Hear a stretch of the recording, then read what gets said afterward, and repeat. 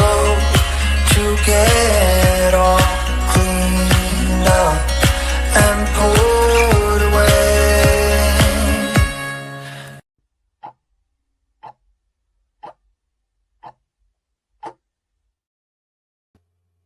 Hello and welcome. Happy Friday, everyone. It's good to be back. We weren't here last week because some of us were out of the office, but here we are. We're back, and by we, I mean me, because Caleb is busy today. So sad. But I'm taking his place, and we're gonna do the Q&A that we were supposed to do last week. So I know everybody looks forward to the Q&As. Sadly, it's just me today, but I'll still do my best to answer everyone's questions as we get them in the comment section. Before we get started, is there anything that we need to announce? I don't think we have any events or anything coming up. No, but we are working on a Southern California seminar. Oh, we are planning on doing a seminar in Southern California. You said March? In March. No, I'm sorry, April. End of April. April. Never mind. Not March. End of April. So it's a little ways away. We're still working out the details. Do we know roughly where it's going to be? Okay. Southern California. So look forward to it. We're going to do 2 days. One in the north part of Los Angeles, one in the south. Okay. We're going to do 2 seminars, it sounds like. 2 seminars in Southern California, end of April. Saturday and Sunday, the 25th and 26th. So look forward to that. Estella, hello. Good to see you. Happy Friday. It's great to have the regular people we get to see all the time here. And yeah, we're having Q&A day. So whatever's on your mind, let us know. We've had a few topics that have come up recently. Like, of course, there's the budget thing. I don't think there's been any updates recently on the California budget. And the real information is not going to come out until they do the revision in May. But, some people concerned about Medi-Cal, about anything that was different in that. And for the most part, there's nothing too concerning, but we'll have to wait and see on how things look in May for the budget. There's also, I think we're going to be posting a video about this, because it's February, people are going to have to do their time cards a little bit differently, but we'll post a thing with more information on that when we collect what we think people need to know about that topic. But yeah, until then, if there's anything you guys want to discuss, any questions, we're going to talk about IHSS, regional center, special education, anything like that. While we wait for some questions, while we wait for some people to show up, I'll just do the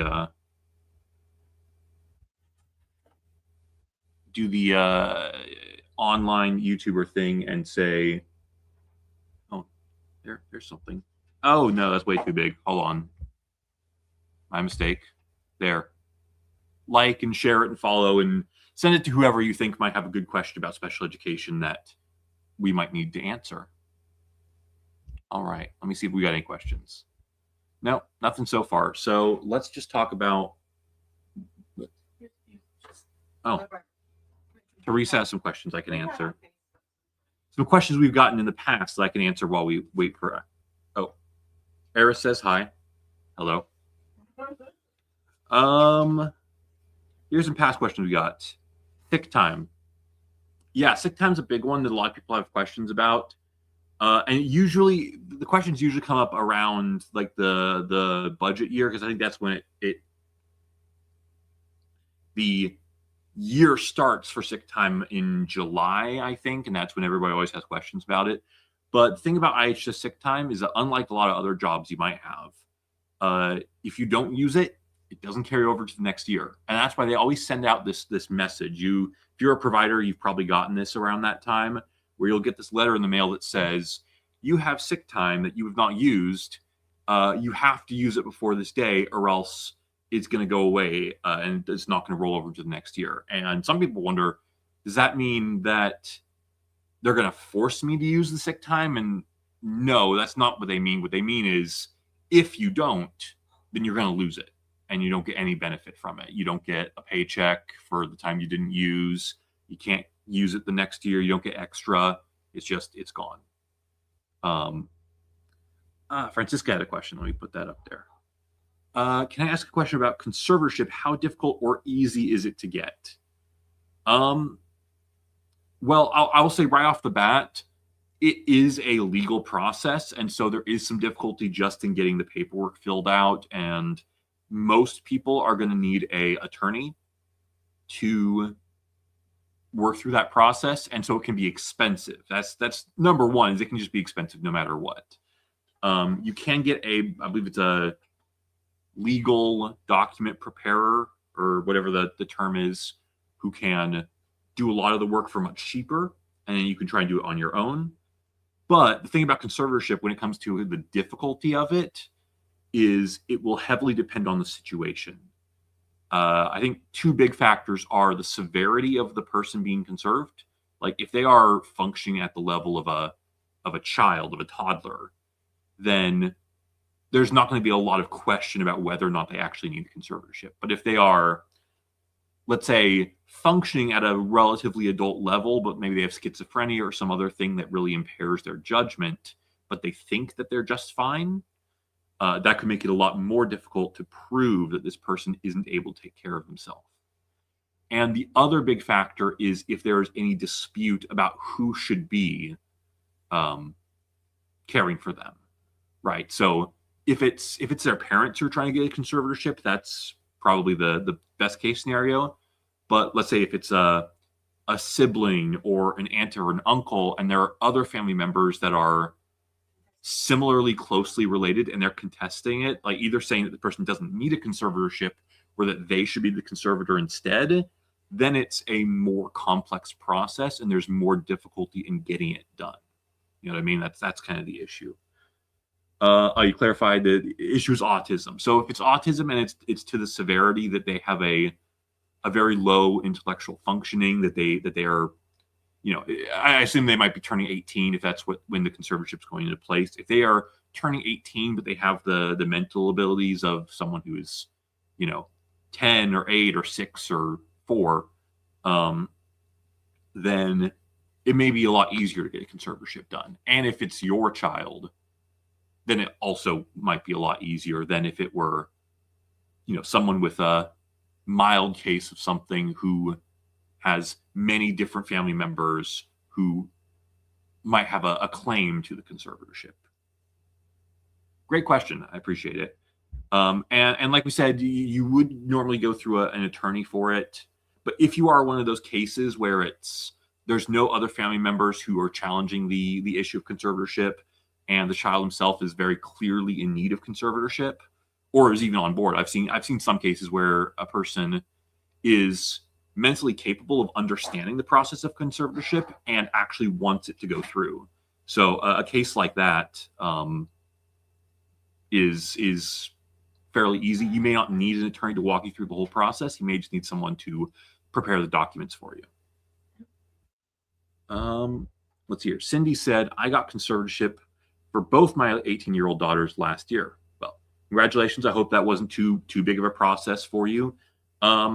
If you don't mind, I'd be curious. I'm sure Francisca would want to know like what the cost was, because I think depending on who you go to, it can be somewhere like 10,000. Does that sound right? About 10,000 to do the conservatorship for the attorneys. I think in the past we've known some who would do it for less. I think if you do it yourself, but you get a document preparer, it's also less. But you don't have to share that information. But if it's something you are fine with, it may be good for Francisca to know what path you went down for that. Yeah. So anyone else has questions? IHSS, Regional Center, conservatorship, special education. So he said, I'm from Bakersfield, California. For both, it was 3,000. I think that sounds pretty good for conservatorship. I mean, 3,000's not a small amount, but from what I've heard from some other places and what their attorneys would charge, that actually sounds like a pretty good situation. And it took 6 months. That's a really good thing to bring up, Cindy.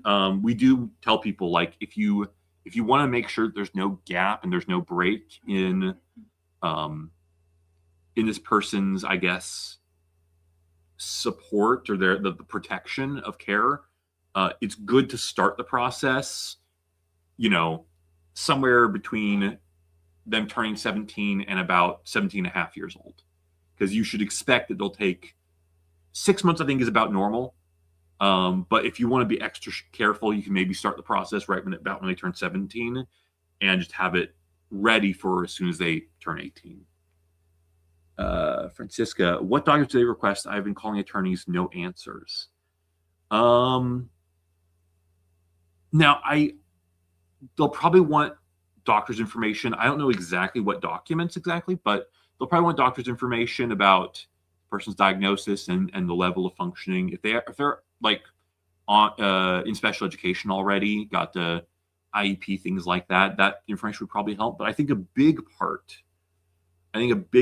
of the process is informing the related family members about the conservatorship that's going to happen and giving them an opportunity to appear in court to contest it if they so desire. And I think that's a big part of the process. I've not really been through a conservatorship myself. Does Galt Advocacy assist with conservatorship? We do not ourselves do conservatorship work, but in the past, and maybe still, we've had attorneys that we know who we felt offered a fair rate and did a good job that we would refer people to. I don't know if those attorneys are booked up right now or if they have openings, but at the very least, if you want to give us a call, we can let you know who we would recommend, and then you can reach out to them and see if they are available to assist you and what their rates are. You mentioned that you've been calling attorneys with no answers. I don't know if this is if there's just too many people for them to see everyone, or maybe a lot of attorneys are moving away from conservatorships. I really don't know what the issue is there. But thank you for all the questions. Really appreciate it. Conservatorship, it's a big topic for that sort of like transition into adult life things, because some areas like IHSS, that doesn't really change at all. In fact, you usually will get more hours when a person turns 18.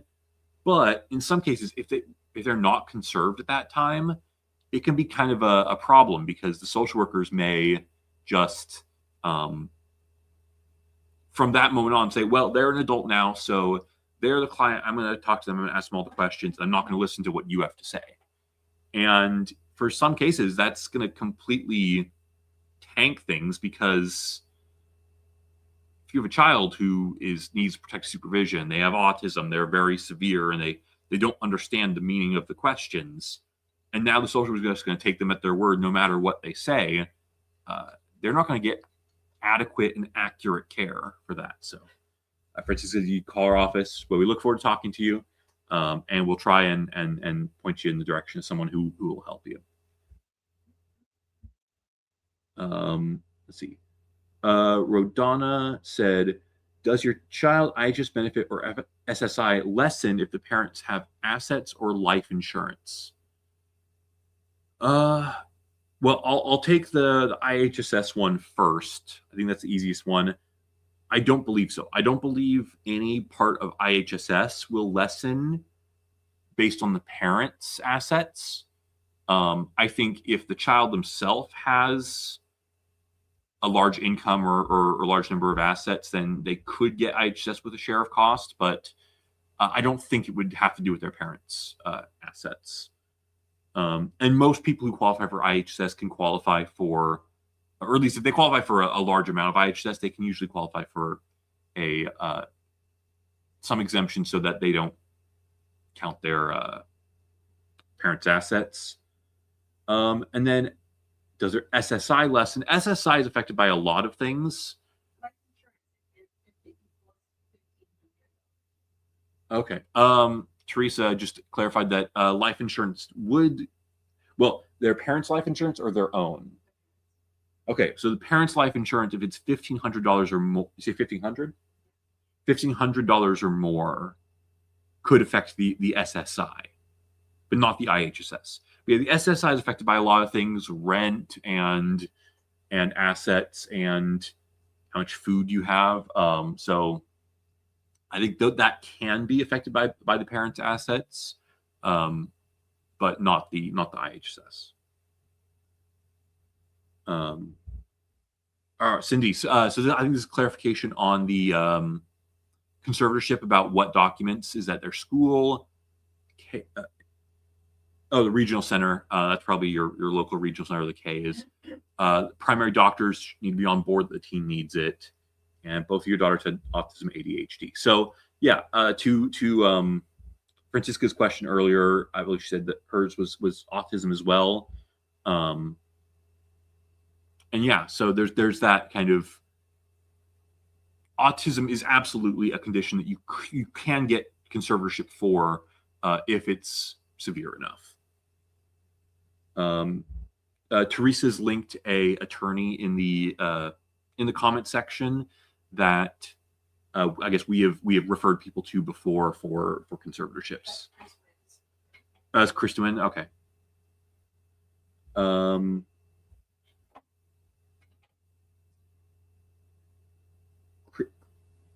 not going to whatever your name is, Christio. I believe term life is not counted, only whole life. Interesting. That I don't know whether or not that's true, but I appreciate the insight on that. Okay, we had a lot of good discussion so far. Let me see. No other questions right now, but go ahead and leave some if you have some, and I'll see if there's any other questions on my list here that I can tackle while we're waiting. The SOC 825. Okay, this is a complete out of left field, but I'll bring this up while we're waiting for more questions. So there is a form when you're trying to get protective supervision called the SOC 825, but it's more commonly known as the 24-hour coverage plan. If you've tried to get protective supervision, even if you didn't get PS, you've probably been handed this form to fill out. It wants you to put in your contact information as the parent, and then several other contacts of other people who might help to watch your child or whoever's getting IHSS. And then it tells you to describe how the supervision is going to be implemented. And there's this whole big blank section at the bottom where it says describe how the supervision is going to be given. And they don't give you a lot of instruction on how to do this, but essentially what they want you to do is to write down from morning to evening who is going to be in charge of watching this person to make sure that they're always supervised, right? Who is responsible for this person at any given time of the day? So you might say, well, when they wake up in the morning, they're with mom, this person, and they're with her all the way until they get dropped off at school. And at school, they're being watched by the school staff. Maybe you have a name, maybe not. And then they're picked up at such and such time, and they're with their dad at this time, or they're with their mom, or they're being supervised by their older brother until this time of night where they go to bed. And then you might add a little line at the end that says, if their primary care, the primary supervising person is unavailable or has an emergency, they're going to be watched by their grandmother or the neighbor, and they put their name on. And so they just want you to put down who is in charge of watching them at any given time. Carrie said, I need help for PS for my 12-year-old daughter. Well, Carrie, if you need a more comprehensive assistance, you should give our office a call. Galt Advocacy, look us up, check us out. But if you have like a specific question, you can ask it right here, and I can do my best to help you out. What is this form called? This is the SOC 825 or the 24-hour coverage plan. And this isn't a form that you will voluntarily fill out in order to try and get PS, but rather when you ask for PS, they're usually going to give this to you at the assessment because it's just one of those things that they have to have on file.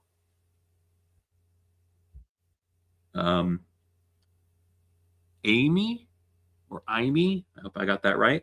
I'm in process of regional center appeal process. It's so hard. My son has autism, only saw one area of self-direction. He has supervision, but still needs diapers only for bowel movements.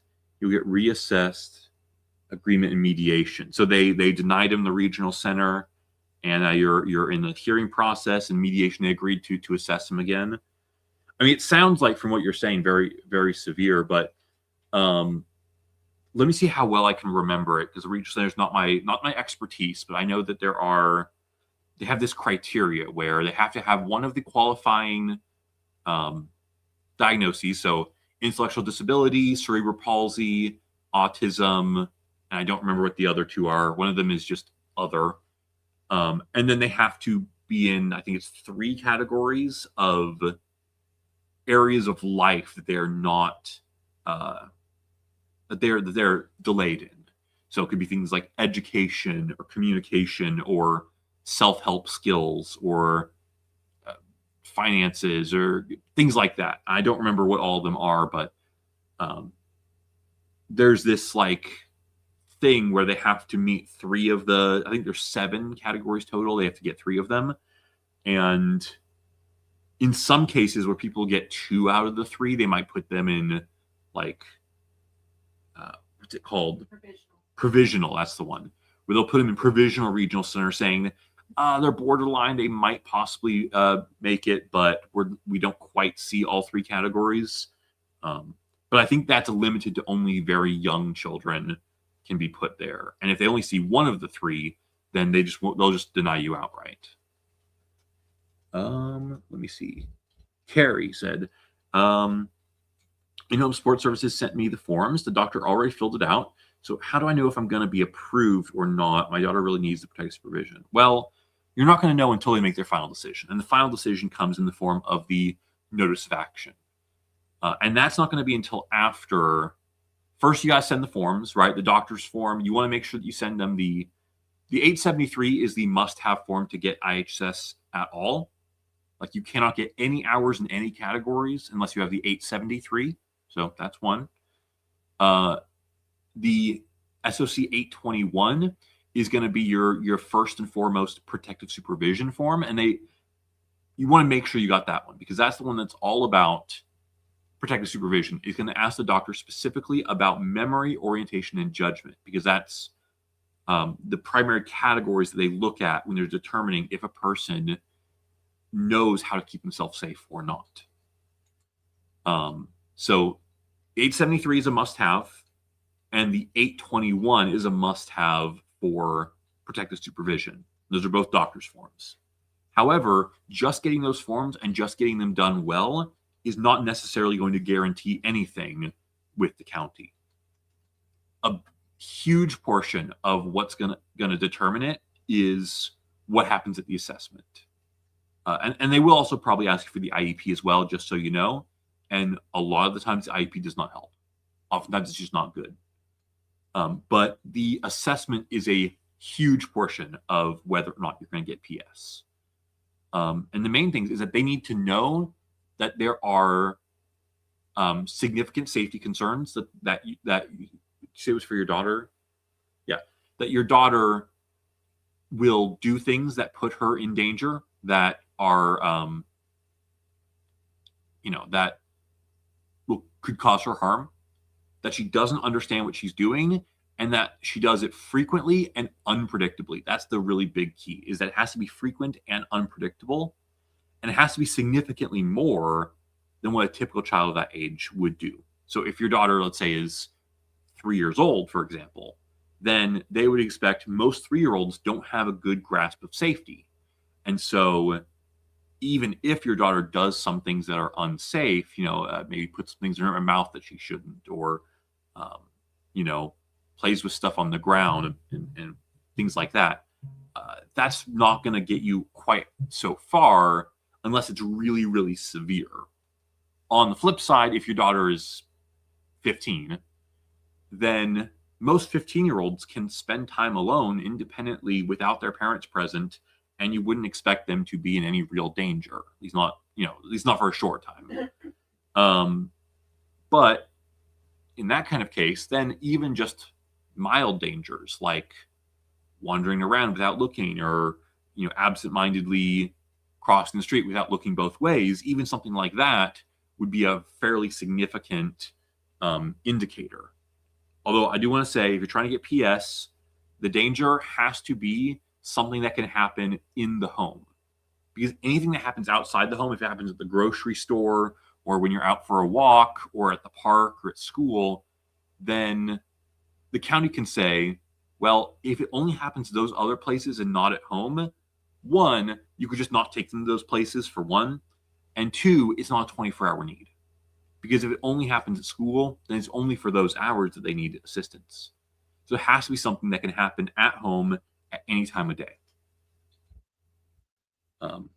And like I said, you won't know after the assessment. It'll be probably a month at least before you get the notice of action. That's when you're going to know whether or not you got PS. Some social workers will just flat out tell you, yeah, I don't think you qualify, and they'll say that at the assessment, and then you know, then you don't have to worry about it. You know what they're going to do, but you're not going to know for sure until the notice of action comes out. I'll come back to Amparo's question, but Teresa did post here the regional center categories related to that regional center question we asked earlier. That they have to have a delay in 3 of these categories: self-care, receptive and expressive language, learning, mobility, self-direction, capacity for independent living, and economic self-sufficiency. But those last 2 only apply to certain ages. So they have to be at least 6 years old for the independent living and at least 16 for the economic one. So those are the categories. I hope that helps. If you with that context, you need to show them that in 3 of these areas, your child has delays, significant delays. And she put some more information here about the basics of regional center. Okay. Oh, there it goes. Amparo says, my daughter got attacked by a pit bull February 27th. I assume that was last year. Now she's going to home hospital until March 27th. Got PS, which would be eligible for more hours. Now she's going to home hospital until March 27th. Got PS, which would be eligible for more hours. She's 14 years old with Down syndrome. I'll say, she said she got PS. What I'll say is the number of hours you can get for protective supervision, those don't change no matter what, right? So whether or not you are injured or have a dangerous thing that happens, or you're spending more or less time at home, the number of hours you get for protective supervision doesn't change. It is always going to be 195 hours per month. Whether or not you as a provider can claim all those hours if she's spending time at the hospital or other living situations, that can change. But protective supervision is always 195 hours. And generally, other hours don't change unless the person's abilities change. So if she gets attacked and now she needs more help with ambulation, right? If it's harder for her to walk and needs more assistance in that area, then that could be more hours. If any other area, cooking, cleaning, something like that, needs more assistance now, then that would make a change. The other thing that could change would be paramedical hours. Paramedical hours are anything that requires some level of training and medical attention, something similar to nursing, but can be done at home by the provider with just a little bit of instruction. So, any medications that have to be taken in a special way, any injections or wound treatment, anything like that, those kind of things you can get hours for those for paramedical care for at least the duration that needs to be done. But you can only get paramedical hours with a form filled out by the doctor expressly saying what needs to be done, how long the task takes, and how often it needs to be done. So the PS will not change at all, but paramedical is a possibility, and other categories if there's an increase in need, yes. Also, around 14 or 15 is a time where I think you'll start getting hours for laundry. So you may see an increase just for that category as well. Okay.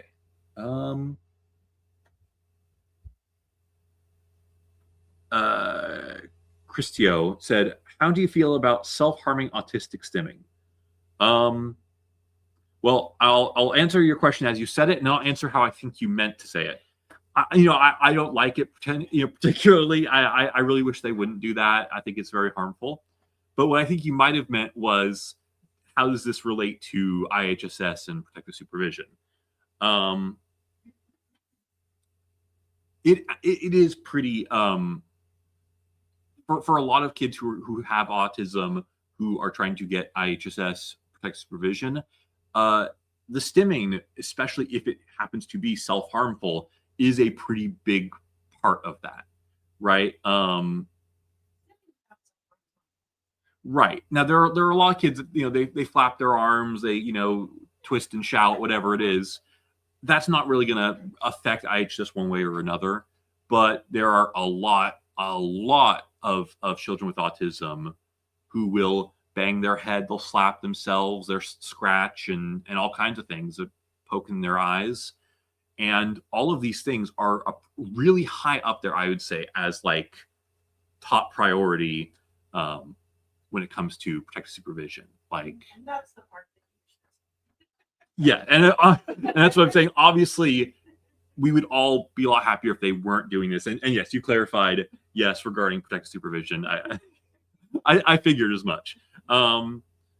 But that is like top priority when it comes to these people getting protective supervision, because stimming is exactly the kind of thing that you really can't predict when it's going to happen, right?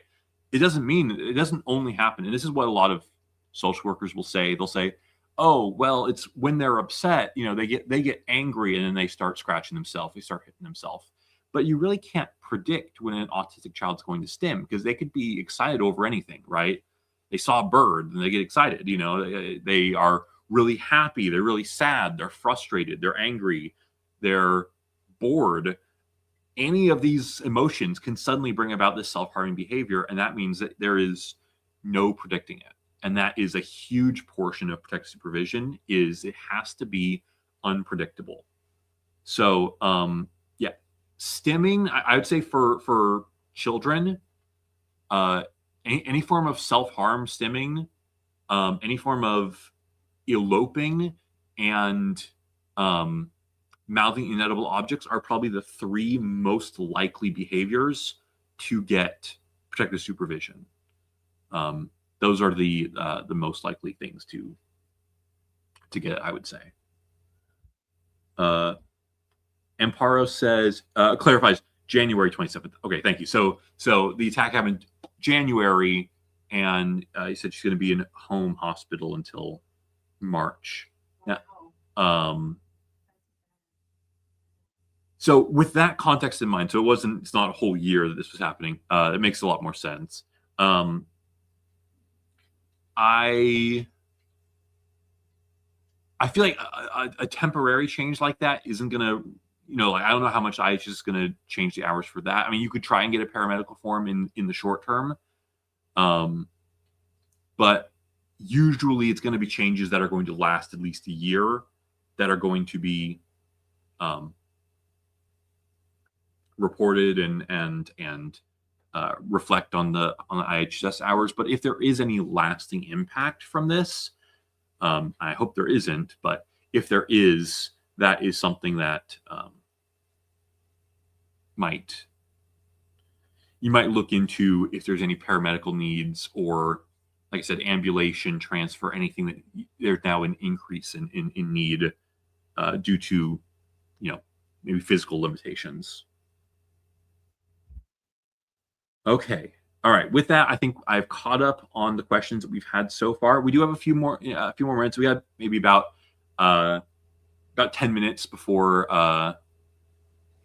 we have to go live in Spanish. So I'll do like maybe one more question from my list here, and then if anyone else has any questions, go ahead and put them on there, and I'll try to tackle them all before we're done.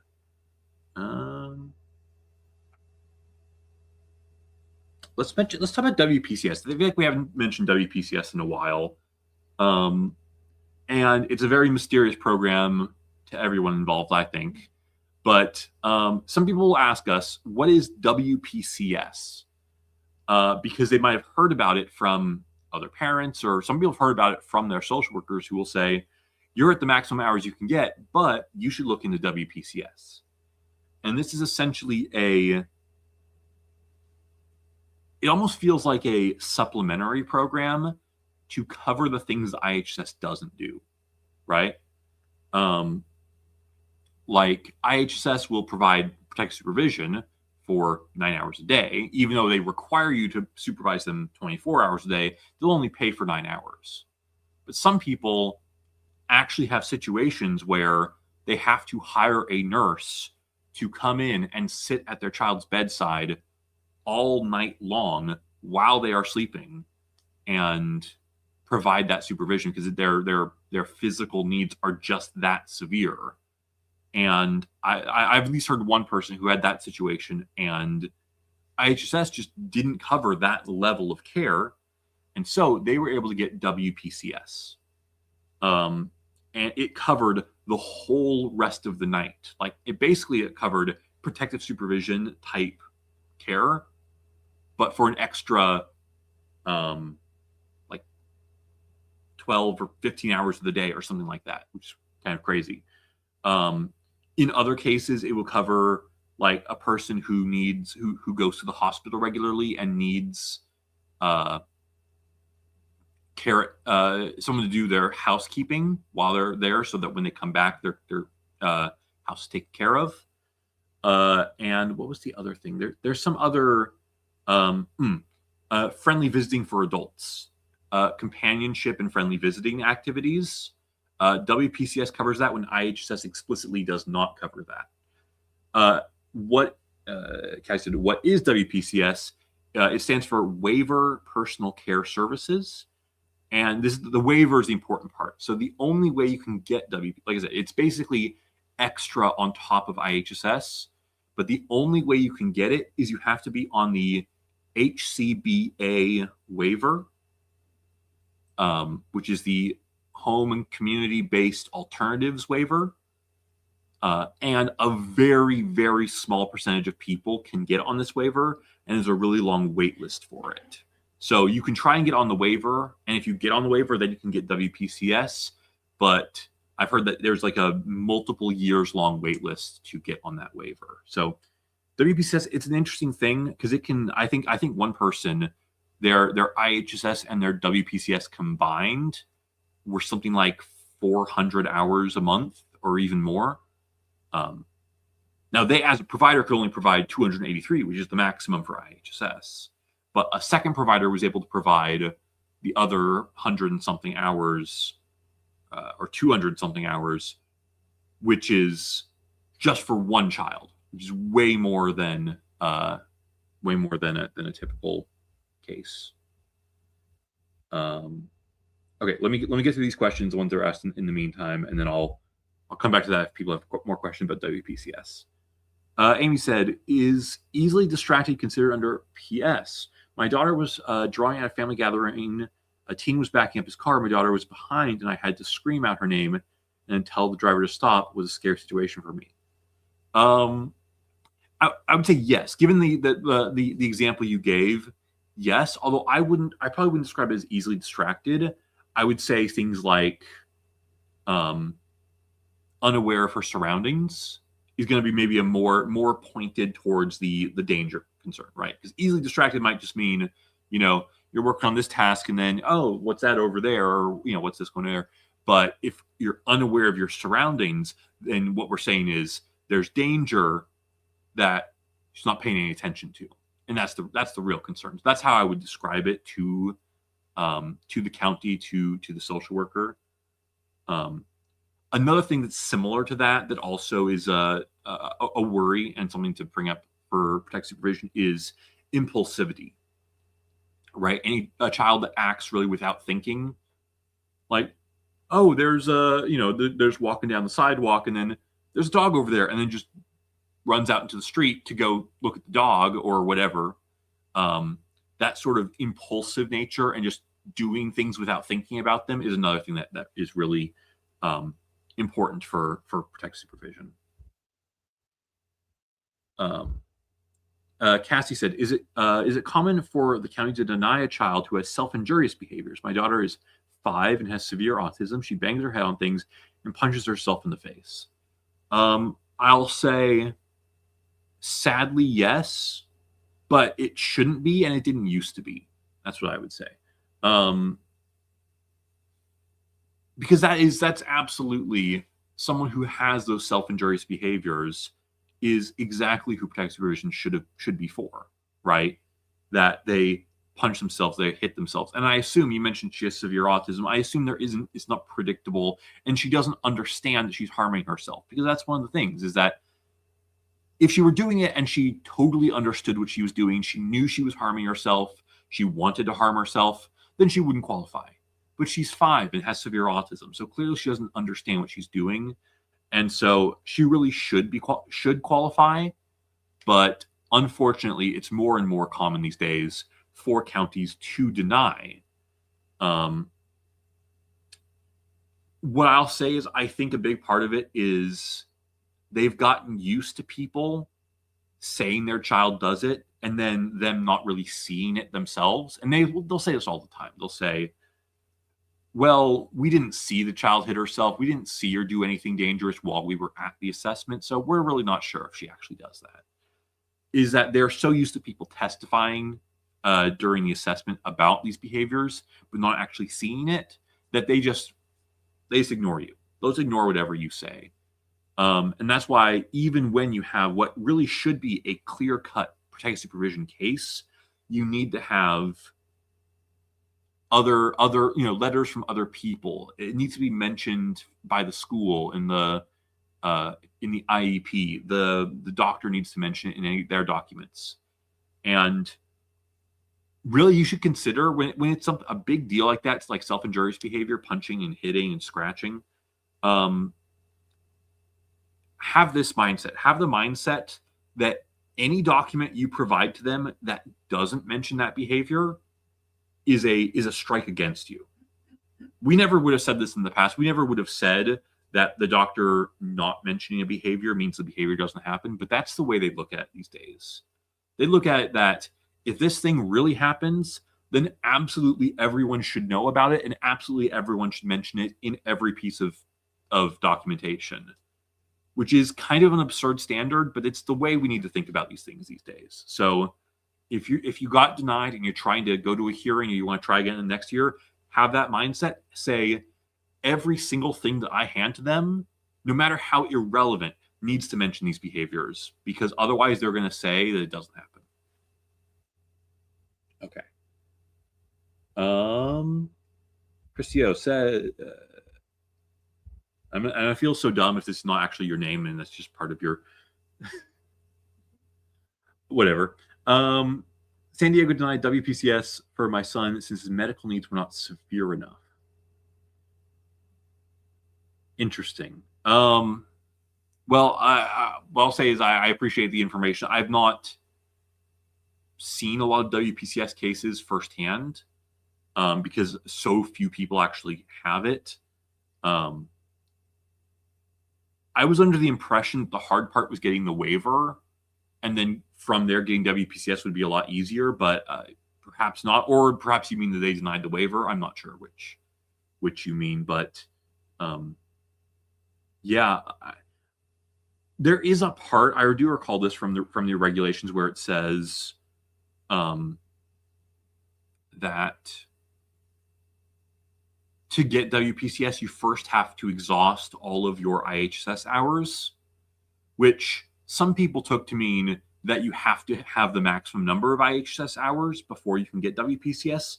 But I don't think that's true. I think it just means you have to be using all of the hours that you were approved for of IHSS. As for not severe enough medical needs,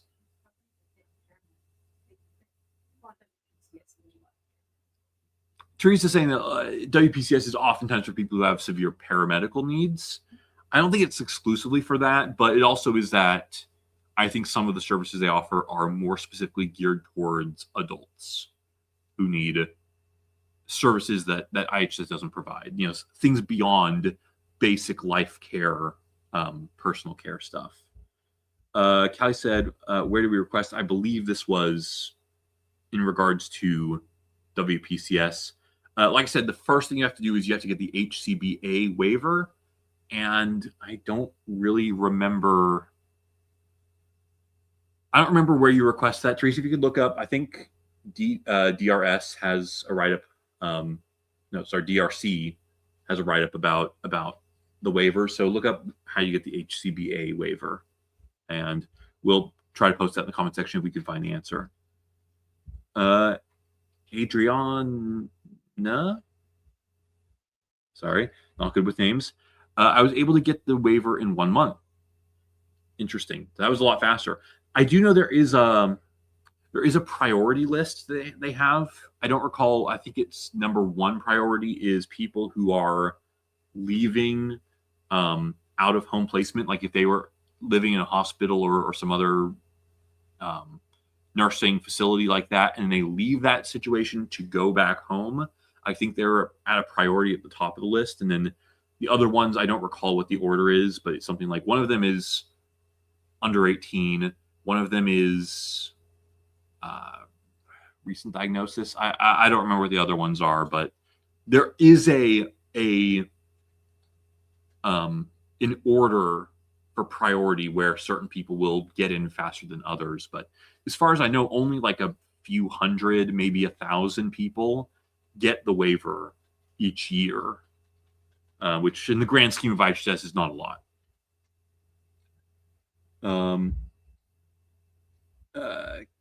Cassie, in regards to your daughter, like you said, she has autism. She doesn't know what she's doing. She does it randomly. Then, yeah, that those kind of behaviors absolutely would be relevant for protective supervision. But like I said, it's just there's so many cases get denied when they really shouldn't. Val said, how to get more than 70 hours for my daughter, and regional center doesn't help at all.